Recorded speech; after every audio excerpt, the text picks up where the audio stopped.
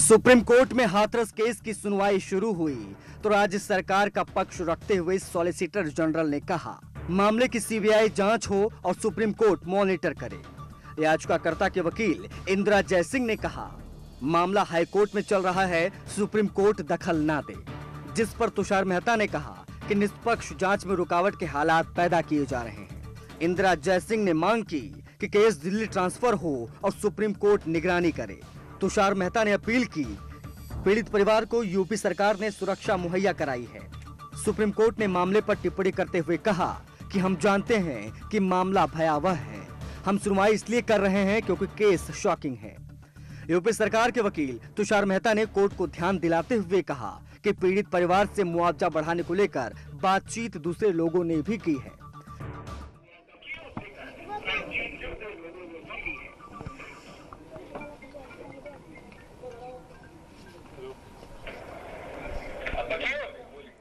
नमस्कार, स्वागत है आपका न्यूज 18 पर। मैं हूं आपके साथ अनामिका सिंह। हाथरस में मौजूद हूं मैं, और ये वो हाथरस है जो अपनी अलग अलग चीजों के लिए मशहूर था, लेकिन आज एक बदनुमा दाग हाथरस के दामन पर लग चुका है। इसीलिए ये जानना जरूरी है कि क्या सच वही है जो दिखाया जा रहा है, क्या सच वही है जो जोर जोर से चिल्ला चिल्ला कर सुनाया जा रहा है, क्या सच सिर्फ वही है जो सियासतदान आके दिखाने की कोशिश कर रहे हैं, क्या सच सिर्फ वही है जो बार बार एक पक्ष की दलीलें सुन करके फैसला सुनाया जा रहा है। इस वक्त में जो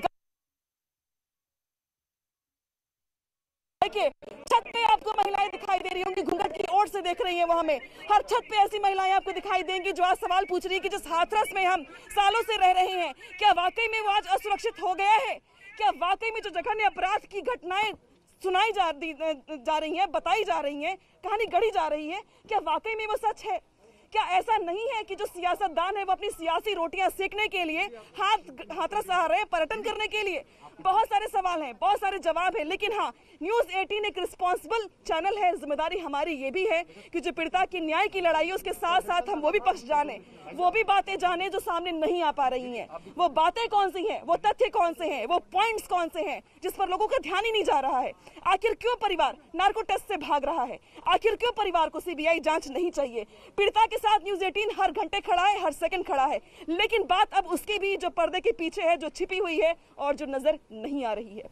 न्यूज 18 पर हमारे साथ बहुत सारे लोग जुड़ेंगे अभी बात करने के लिए, लेकिन ये सिर्फ लोग नहीं है, ये सिर्फ लोग नहीं है, ये सिर्फ एक वर्ग नहीं है, समूह नहीं है, बल्कि महिलाएं भी हैं, बेटियां भी हैं, औरतें भी हैं, बुजुर्ग महिलाएं हैं, नौजवान भी हैं, जो आज ये पूछ रही हैं कि हाथरस का आखिर सच है क्या। ये तलाशने की कोशिश हम भी लगातार यहाँ पे कर रहे हैं। अलग अलग लोग हैं, अलग अलग बातें कह रहे हैं। शुरुआत मैं करूंगी बतौर महिला यहाँ पे, क्या डर लगता है हाथरस में?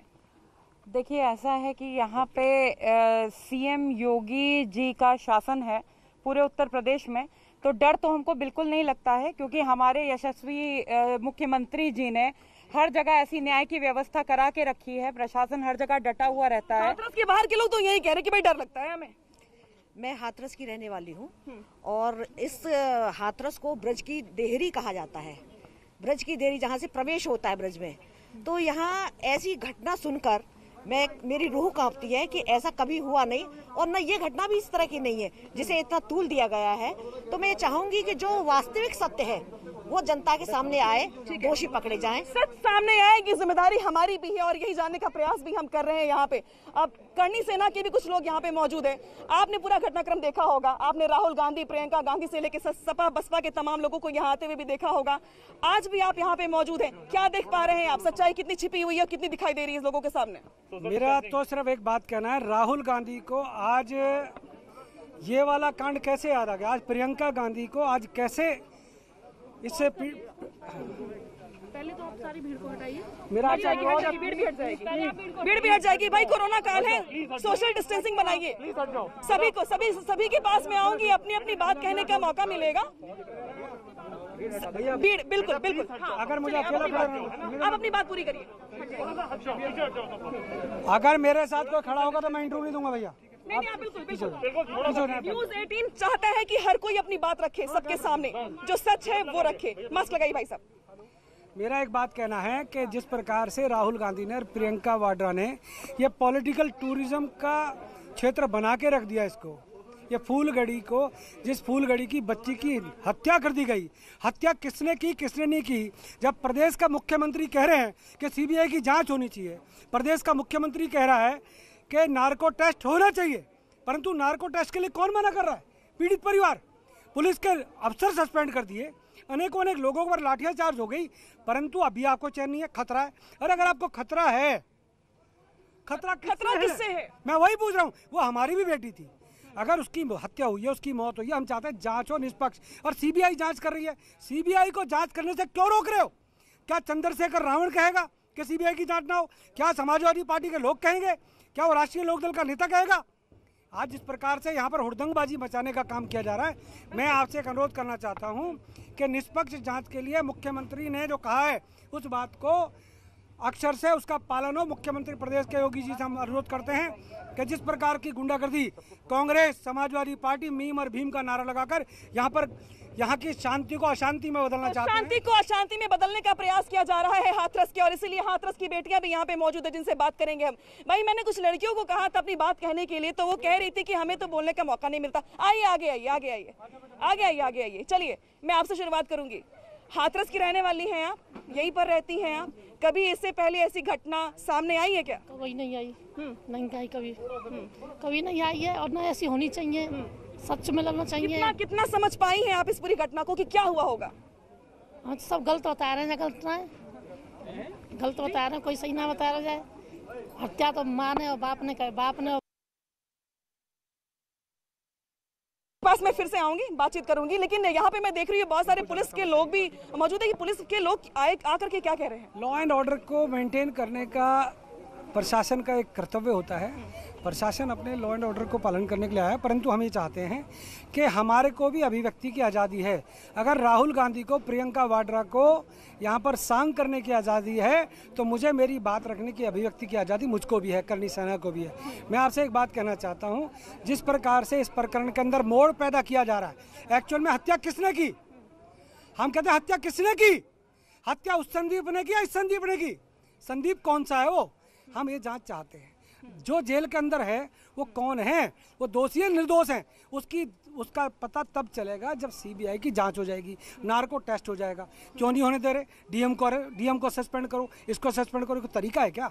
अरे जब कार्रवाई प्रशासन कर रहा है, सरकार कर रही है, तो यहाँ पर ये नौटंकी करके बाहर आके या आम आदमी पार्टी का सांसद आता है, अपने घर से काली स्याही लेकर आता है, अपने कपड़ों पर छिड़कता है, इस प्रकार के ढोंग कर रहे हैं लोग। ये तो सियासी ढोंग हो रहा है यहाँ पर, ये सियासी ढोंग पे जहाँ जिक्र कर रहे हैं आप। आराम से आज भी आप जब यहाँ पे आए हुए हैं तो क्या माहौल देखा आपने? और मैं देख रही थी कि जवान जा रहे थे, पुलिस आपके पीछे चल रही थी। ऐसा है, पुलिस का काम पुलिस को करने दें, प्रशासन को मैंने कहा, परंतु करणी सेना अपने नियम और सिद्धांतों को साथ चलती है, संविधान का पालन करती है, कानून का पालन करती है। मैं एक बात कहना चाहता हूँ, मैं आज जिनको दोषी बनाया गया उस परिवार को मिलना चाहता हूँ। मुझे मिलने क्यों नहीं दे रहे? आपको मिलने से मना कर दिया? बिल्कुल, मैंने वो क्या कारण दिया? इसका पापा आया था मुझसे मिलने, अभी रामू का पिता अभी मुझसे मिलने आया था। रामू के पिता ने कहा कि मेरा बेटा जॉब पर था, ड्यूटी पर था, उसका नाम, अरे उसको अरेस्ट करा दिया गया। ये क्या कर रहे हैं? जब रामू ड्यूटी पर था तो रामू को जेल में डाल दिया गया, किसके दबाव में? अरे कौन है इसके पीछे? क्या इस देश के अंदर राहुल गांधी की आवाज सुनी जाएगी क्या? जनता की आवाज सुनी जाएगी, और आवाज सबकी सुनी जाए, इसकी जिम्मेदारी हमारी भी। और इसीलिए हम आज यहाँ पर बात रख रहे हैं हर किसी की। ये देखिए आप, यहाँ पे पुलिस का पहरा भी अब ज्यादा मजबूत दिखाई दे रहा है मुझे। पुलिस के लोग यहाँ पर आए भी थे, ये पूछने के लिए आए थे कि भाई क्या चल रहा है यहाँ पे। तो मैंने उनसे कहा कि भाई लोगों का पक्ष रखने की कोशिश कर रही हूँ मैं। यहाँ पे प्रयास है हमारा कि हर वर्ग को अपनी बात रखने का मौका मिले। तो यहाँ पे कहा गया कि भाई धारा 144 भी लगी हुई है। तो मैंने कहा ठीक है भाई, धारा 144 लगी हुई है, हम कहीं जा नहीं रहे हैं यहाँ से, यहीं पर खड़े होकर लोगों से अपनी बात रखेंगे, बात कहने का उनको मौका देंगे। और ये देखिए, और जब भी हम महिलाओं की सुरक्षा की बात करते तो ये देखिए यहाँ पे हर महिला मुझे घूंघट में दिखाई दे रही है। लेकिन देखिए ये एक परंपरा है, इस पे किसी भी प्रकार का क्वेश्चन ना उठाया जाए। परंपराएं होती हैं, हर क्षेत्र की अपनी परंपरा होती है और हर क्षेत्र अपनी परंपराओं को पालन करता है। हम यहाँ पे बात करने आए हैं कि क्या प्रशासन तो ऐसे ही जा रहा है ना कि हाथरस बिल्कुल ब्लैकलिस्टेड है, मतलब पूरे देश नहीं, ऐसा बिल्कुल भी नहीं है, ऐसा बिल्कुल भी नहीं है। ब्लैकलिस्ट किया है यहाँ पे सियासत करके, यहाँ पे जो राजनीतिक पार्टियां आकर के अपनी रोटियां सेकने का प्रयास कर रही हैं, ये उन्होंने ब्लैकलिस्ट किया है। इनफैक्ट इन पार्टियों को ब्लैकलिस्ट करना चाहिए। और आज सीएम योगी जी से मेरा निवेदन है कि नार्को टेस्ट, इसका नियम बनना चाहिए। किसी भी घृणित कृत्य में narco test, polygraph test mandatory होना चाहिए, ताकि सत्य सबके समक्ष निकल करके आए। ये अति आवश्यक है हमारे लिए, क्योंकि इसका नियम बन जाएगा तो राहुल गांधी को भी पता चल जाएगा कि मिश्रा परिवार को जिन्होंने गायब किया हुआ है, प्रशासन के लोग फिर से, पुलिस प्रशासन के लोग फिर से यहाँ पर आए हुए हैं। अब क्या हो गया भाई? ऐसा है कि सोशल डिस्टेंसिंग का पालन करना चाहिए। मैं अनुरोध पहले भी कह चुका हूँ, आपसे भी कह रहा हूँ, आप सोशल डिस्टेंसिंग का पालन नहीं करेंगे मैं इंटरव्यू छोड़ दूंगा। अगर आप सोशल डिस्टेंसिंग का पालन नहीं करेंगे मैं इंटरव्यू छोड़ दूंगा। आप प्लीज पीछे हो जाएं।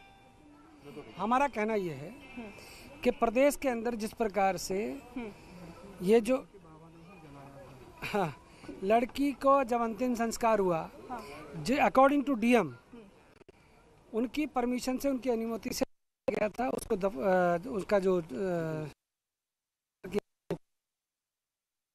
उस पर भी सवाल खड़े किए गए और उस पर सबसे ज्यादा सवाल खड़े किए गए। सवाल एक करके पूछूंगी मैं, लेकिन यहाँ पर मौका है चूंकि गांव के बुजुर्ग बैठे हुए हैं। आप हाथरस के रहने वाले अंकल? हाँ जी। अभी जो दिखाई दे रहा है गांव में, सुन रहे होंगे आप भी, क्या कहेंगे? क्या बोलो बता, तो देख रहे हैं जो न्याय और न्याय की बात होनी चाहिए जिनमें, और क्या न्याय कर रही है पुलिस? न्याय फिर कहाँ गए रो, कुछ ना है रो, अब कुछ ना है रो, दूर जालंगा टेवालंगा यही है रही। अभी कोई कार्य शुरुआत ना है वो मामला, अब शुरुआत हो, सीबीआई जांच हो, बस हो तब मालूम पड़े क्या उठा क्या नहीं उठा। यानी कि सीबीआई जांच हो। इतने बुजुर्ग हैं ये तब, लेकिन इनका फिर भी कहना है कि सीबीआई जांच हो। दूध का दूध और पानी का पानी होना चाहिए। इसी गांव की रहने वाली हैं आप। अभी आपने सुना होगा कि पीड़िता के साथ किस तरीके से इतना जघन्य अपराध किया गया। ऐसी घटनाएं सुन के क्या कहेंगी आप? डर लगता है क्या? डर क्यों लगेगा? जो गलत करो तो गलत है, वो तो सही बात होनी चाहिए ना। उसको न्याय मिलना चाहिए, लड़की को लड़का को सबको। जो गलत फसाद है वो छूटने चाहिए। अच्छा, आपको लग रहा है कि सारी बातें सामने नहीं आ पा रही हैं? अभी नहीं आई, अभी नहीं आ रही है। आनी चाहिए, आना जरूरी है।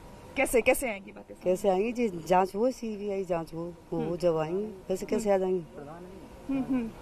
सीबीआई जांच हो जी, होनी चाहिए, जरूरी है, बिल्कुल जरूरी है। आरोपियों को जो सजा मिल रही है वो नहीं होनी चाहिए। उस लड़की का पूरा सच निकल के सामने आए। सच तो जब ही मालूम पड़ेगा। ऐसे तो आप पर विलोम लगा सकते हैं, इन पे लगा सकते हैं, इस तरह से नहीं होता है। ये ठाकुरवादी जब तक एक नहीं होंगे तब तक ये मामला सही नहीं होगा। नहीं, इसको ठाकुरवादी से मत जोड़िए। लेकिन हाँ, न्याय की बात जरूर आपने यहाँ पर कही कि ट्रांसपेरेंट चीजें होनी चाहिए। दूध का दूध, पानी का पानी होना चाहिए। यहाँ पर कुछ लड़कियां और भी थी जिनसे हम बात करने की कोशिश कर रहे थे। हालांकि अभी वो आगे नहीं आ रही, आएंगी कुछ देर में। इसी गाँव की रहने वाली हो। अभी जो घटना हुई है, डर लगता है कि हाथरस में? हमें क्यों डर लगेगा? जब कोई गलत नहीं किया तो क्यों डर लगेगा? अगर उस लड़की के साथ में कोई गलत हुआ है तो उसे न्याय मिलना चाहिए। अगर लड़कों के साथ में न्याय गलत हो रहा है तो लड़कों को न्याय मिलना चाहिए। तो ये हाथरस की आवाज है, ये हाथरस की आवाज है जो ये कह रही है कि सिर्फ फैसला एक पक्ष की बात सुनकर के नहीं, बल्कि दोनों पक्षों की बात सुनकर होनी चाहिए। और इसलिए जरूरी है कि सीबीआई जांच हो, नार्को टेस्ट हो। इसके अलावा तमाम जिस तरीके से ऐलान किए गए पीड़िता के परिवार के लिए, वो दर्शाता है ये कि सरकार पीड़िता के परिवार के साथ है, लेकिन बात उनकी भी आनी चाहिए जो आ नहीं पा रही है, और पक्ष दोनों सामने आने चाहिए। अभी तमाम मैं लोगों से बात कर रही हूँ तो वो ये कह रहे हैं कि हाँ ठीक है, पीड़िता के साथ न्याय हो, लेकिन जो बात सच है वो सामने भी आए। हाँ बिल्कुल, मैं ये चाहती हूँ, क्योंकि मैं एक तो करणी सेना की वरिष्ठ उपाध्यक्ष हूँ, प्रदेश उपाध्यक्ष, और दूसरा हाथरस में ही रहती हूँ। तो मुझे वस्तु स्थिति का पूरी तरह से पता है कि ये जो घटना बनाई गई है ये घटना ऐसी नहीं थी। पहले दिन जब बयान आया लड़की का तो उसे स्पष्ट हो रहा था कि लड़की की हत्या की गई है संदीप के माध्यम से। लेकिन वो संदीप कौन सा है? उसका अपना भाई है या ये ऑनर किलिंग का मामला है? तो मैं जब दंग रह गई ये सुन के कि हाथरस की जो शांति है वो किस तरह से लोगों के द्वारा, राजनीतिक पार्टियों के द्वारा किस तरह से भंग की जा रही है, तो मुझे ये सोचकर बड़ा धक्का लगा कि जो इतना शांत इलाका है वहाँ ये कैसे विस्फोट हो रहे हैं और किस तरह की गंदगी हमारे समाज को तोड़ने के लिए की है। में अशांति फैलाने की कोशिश किसने की? कौन से वो लोग हैं जिन्होंने हाथरस के सुकून को छीन लिया। एक घटना क्या हुई, इसके बाद से यहाँ पर न्याय के नाम पर जिस तरीके से तमाम अब इनपुट सामने आ रहे हैं, जिसमें कहा जा रहा है कि इसी घटना के जरिए पूरे यूपी को दंगों में झोंकने की साजिश चल रही है। इस साजिश पर भी बात करेंगे हम। फिलहाल वक्त है छोटे से ब्रेक का।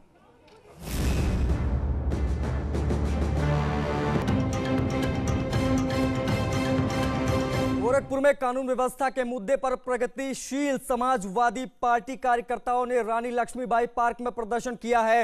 इस दौरान पुलिस और कार्यकर्ताओं के बीच तीखी झड़प देखने को मिली है। प्रदर्शनकारी सड़क पर जाने की कोशिश कर रहे थे तो ये पुलिस ने प्रदर्शनकारियों को रोक दिया, जिसके बाद पुलिस और कार्यकर्ताओं के बीच नोकझोंक शुरू हो गई। गोरखपुर की तस्वीरें आपके सामने, कानून व्यवस्था के मुद्दे पर प्रदर्शन, पुलिस ने रोका और उसके बाद झड़प की तस्वीरें गोरखपुर से। प्रगतिशील समाजवादी पार्टी लोहिया के कार्यकर्ता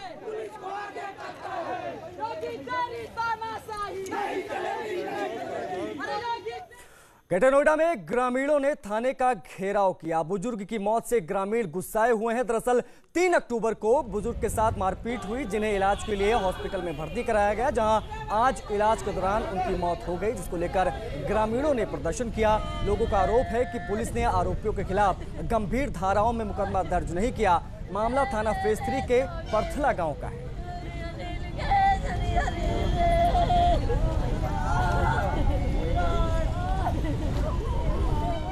निजीकरण के विरोध में बिजली विभाग के कर्मचारी और अधिकारियों की बेमियादी हड़ताल जारी है, जिसको लेकर सरकार ने लेकर गांव तक हर ओर हाहाकार मचा हुआ है।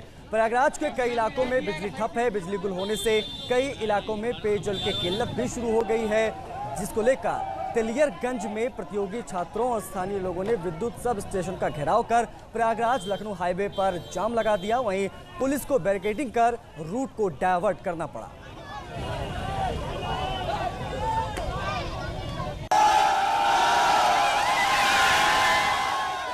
उधर देवरिया में भी कई कस्बों में बिजली सप्लाई बाधित है। जिले के 400 से अधिक कर्मचारी जिला मुख्यालय पर धरना दे रहे हैं। हड़ताल पर जाने के बाद जिले की बिजली व्यवस्था पटरी से उतर गई है, जिससे जनता परेशान है। अनिश्चितकालीन कार्य बहिष्कार पर गए कर्मचारियों ने बिजली घरों पर काम करना बंद कर दिया।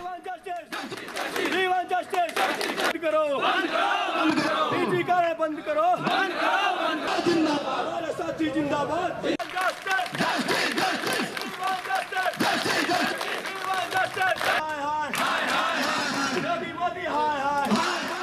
इसी के साथ इस बुलेटिन में फिलहाल इतना ही। नमस्कार।